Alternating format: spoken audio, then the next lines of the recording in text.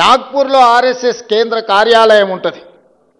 1970 నుంచి దాదాపుగా 20-25 ముస్లింలో ఉన్న ముస్లిం మతాన్ని పాటించే సామాజిక వర్గాలకు బీసీ రిజర్వేషన్ మహారాష్ట్రలో ఉంది. మీరు తొలగించగలరా?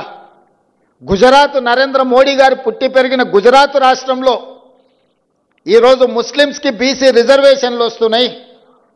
నరేంద్ర మోడీ గారు గుజరాత్లో తొలగించగలరా? ఈరోజు ఉత్తరప్రదేశ్లో బీసీ రిజర్వేషన్లలో ముస్లింలకు సంబంధించిన రిజర్వేషన్లు ఉన్నాయి. ఉత్తరప్రదేశ్ నుంచి ప్రధానమంత్రిగా ఉన్న నరేంద్ర మోడీ గారు మీరు ఉత్తరప్రదేశ్లో తొలగించగలరా? దూదేకులు కానీ నూరు భాష కానీ ఇతర ముస్లిం వెనుకబడిన వర్గాలు మొదటి నుంచి బీసీలలో రిజర్వేషన్లు ఉన్నాయి. మన దగ్గర కూడా దూదేకులకు రిజర్వేషన్ ఉంది, నూరు భాష ఉంది.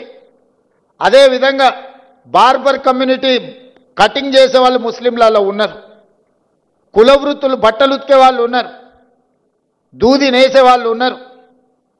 వీళ్ళందరికీ కూడా బలహీన వర్గాల కింద రిజర్వేషన్లు ఉన్నాయి. 50-60 సంవత్సరాల నుంచి వాళ్ళకి రిజర్వేషన్లు ఉన్నాయి. ఇవాళ కొత్తగా ఎవరు ఇచ్చింది లేదు. ఈ ముసుగు దొడుక్కొని ముస్లిం ముసుగు దొడుక్కొని బహుజనులకు అన్యాయం చేయాలి, బహుజనులకు రిజర్వేషన్లు ఇవ్వొద్దు అని కొన్ని రాజకీయ పక్షాలు అడ్డుకుంటున్నాయి. ఇవాళ నిజంగానే తెలంగాణ రాష్ట్రంలో మేము ఇస్తే మేము చేసిన చట్టంలో ఎక్కడైనా ఉంటే చూపించండి.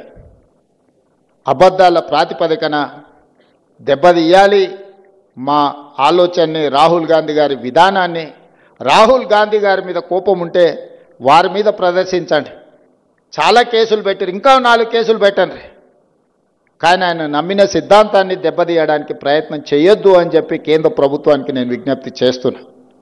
ఆయన సంపూర్ణంగా విశ్వసిస్తున్నాడు ఈ సమాజంలో సమూలమైన మార్పు రావాలంటే బహుజనులు నిలదొక్కోవాలి, బహుజనులు ఆర్థికంగా విద్య ఉద్యోగాలలో ఎదగాలి అనేది రాహుల్ గాంధీ గారి విధానం.